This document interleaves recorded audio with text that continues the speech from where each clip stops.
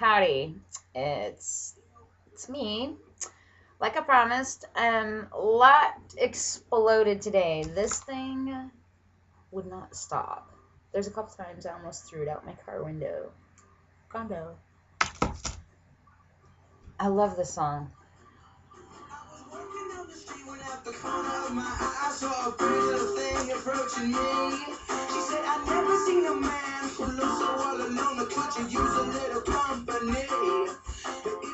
Love that song. Anyhow, no rest for the wicked. Anyhow, um, yeah. Last night at Yakima's city council meeting, they put a 6-month moratorium on dispensaries. But the way the media put it, they put it like gardens and the cooperatives and oh wait, no, let's do this first. Let's do this first, and that's fine and that's great. But they didn't further explain the press that what you're doing right now is okay as long as you're following the state law, which is currently 69.51, because this stuff doesn't go into effect for 2 more days, and it's a big cluster. Anyhow,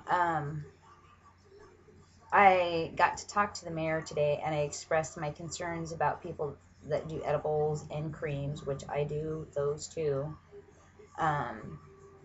And I explained to him that ignorance and fear are basically the catalyst to the discrimination that patients go through. And that's basically all it is. And I told, he was very open and very receptive. At first, he was kind of, had the boxing gloves, but I came at him with fist flying first. Because the way the press put it, and I told him that, you misunderstood. I said, no, your press is misleading people. You need to have a word with them, because this is what they're reporting. Smooth that out. Building the bridge. Awesome. I'm going to find out when the next Moxie City Council meeting is, because this shit ain't happening out here. Micah, that's the mayor's of Yakima's name. He's a young kid. He is open to the cannabis farmers market type motif style of doing things, which I think is the correct and proper thing to do for people. He had no fathom. He thought that anybody could just grow the shit, okay? And I'm like, no, you don't understand. Some people just can't. And I told him, I said, okay, Micah, you're a patient. You have a card. Okay, now, right now, under the circumstances of where you're at and who you know, go find your medicine. And he's like, oh. I said, you see my point? I said, it's kind of disgusting, and that's why I get He goes, I read your cancer story. He goes, I understand why you feel the way you do. I'm feeling really good. I feel that everything that I experienced in the recent past geared me up to tackle this problem. Because let's face it, I live in a cartel-infested area. When I stood out on the street corners of my town, my community, not here in Moxie, it's too small, but in Yakima, and cartel leaders, high up people, the really super high people would drive by, but you can't see inside the vehicle. It's like super limo dark. But the little cars, the little guys just under them that are bigger than the gangbangers, yeah, those. I've had one come up on me and my partner in the store when we were walking the floor and point me out as 5'0", and it's like, dude, that's my sister, And I was like, 5'0", what are you talking? And he was one of the higher uppies, like monkeys. You could tell, yeah. So yeah, I was scared. I was like, but I did it, because that's what I do. I'm ballsy. But I care about people, and I want to help people, and I want to bring stuff here. I want to bring clinics here. I want to open up a spa like Christina Great Banks has. That is a wonderful model of how it should be. They don't want to see candy stores or, but what's happening to MHP right now is undescribable. I mean, the gall of I'm just doing my job. If I hear that one more time out of him, I'm going to try to talk to him one more time, and then I'm going to ask him for his boss's information. And right now I'm speaking about Mike Ormsby. And I've heard that Eric Holter is his boss, and if that's true, I'm never going to get to talk to that asshole, because he's just way up there. He's one of those untouchable motherfuckers that you can't ever get to talk to. You know, that's why they have no compassion, because they continue to choose to be ignorant, or they continue to choose to ignore. I don't think it is. I think ignorance, plain, honest ignorance, and I'm not saying it in an assaulting manner. Read the definition of ignorance, okay? Lacking of knowledge of a certain topic, subject, noun, place, thing, whatever. Okay, I don't know anything about this. I've never seen this before. Like, pretending to never seen a lighter before, okay? That's the kind of people we're dealing with. We're dealing with people that don't use cannabis, think hemp is, you can get high, it's ignorance, folks. Ignorance is, and fear, I told the mayor, are the reason cannabis patients are discriminated against. It's discrimination, folks, either way you cut it. You can look at it any way you want to. Well, but it's because it's illegal. Well, it's unjustly illegal, that's for sure. But nobody's going to lift a finger. And we have a black president, and part of it was racism.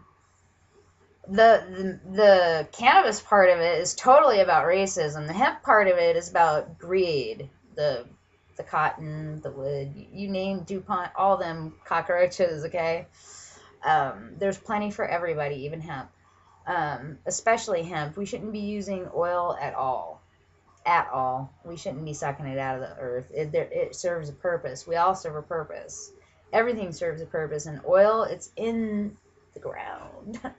Why is it in the ground? Well, gee, why is your eyeball in your head? Because it's supposed to be there, okay? That's all I'm saying. Common sense. Put it on top of the ground. I see farmland. I mean, the lower valley would be a perfect setting for hemp. And if I caught people trying to steal it, I would pull over and take pictures of them and laugh my ass off at them and say, you know what, I'm going to put you on YouTube because you're dumb. And eventually people will learn that they'll smoke buttloads of it and go, whoa, I'm not getting high. Oh, well, that's because you can't get high. If we don't educate people. But that's the problem, folks. That's why I decided to go with moms, because it's all about education. And that is the key. Educate the ignorant ones, the ones that are lacking knowledge, and things will really change. Education. He preaches it, Mr. Obama, but does he really mean it? I'm thinking not. If you ain't figured out he's a liar, hit yourself in the face with a skillet, because you need to, okay? Anyhow, I'm hoping that's going to be taken care of. I'm hoping that he was really, truly being honest with me and really wants to listen. Anyhow, folks, I haven't picked on Orlando lately. I'm thinking about calling them in the morning to see if they're arresting people still. But I heard there's something about a lemonade stand got shut down. That's a local government issue, and there's sometimes local governments do crazy government shit too. Nazi-style shit. But yeah, it's crazy. I remember I had a Kool-Aid stand. I had all kinds of that shit when I was little, but now kids don't dare do it. They'll get a ticket. It's messed up. We don't know who squeezed those lemons up. You know what? Whatever. Anyhow, people, remember, shit's getting crazy, and if you continue to sit down and not say anything about it, you're going to get steamrolled. Oh, one last thing. Mr. Paul. Yes, Mr. Ron Paul. I'm talking to you, sir. Like I promised you that if you threw your hat in the ring, that I would promote you. My fence here in the next few weeks is going to turn into the billboard for your campaign for 2012.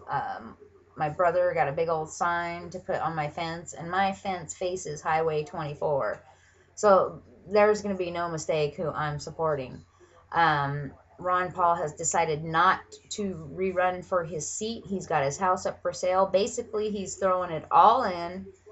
This is our last chance to get our freedom back. And if he's basically saying, hey man, if you guys don't want your freedom back, I'm heading for the hills. If you ain't going to put me in the White House, I'm heading for the hills. He's probably got property up in northern Idaho, up in bumfuck Egypt, as far away from the Mexican border as he can get, because he knows the shit, what's going on, and it's getting dangerous down there. But unless you live up against it, you don't know. You only know what they decide to tell you. And for Gil Kowalski to say that cartels are not a problem, what a ridiculous fool. And he knows, as soon as it left his mouth, he knew. He's like, oh, well, shit, there's too many people awake. Sorry, you guys, shit ain't flying no more. So, go blow smoke up someone else's ass, because my ass is closed for business. I know a lot of you will get a kick out of that one. Anyhow, remember, trust no one.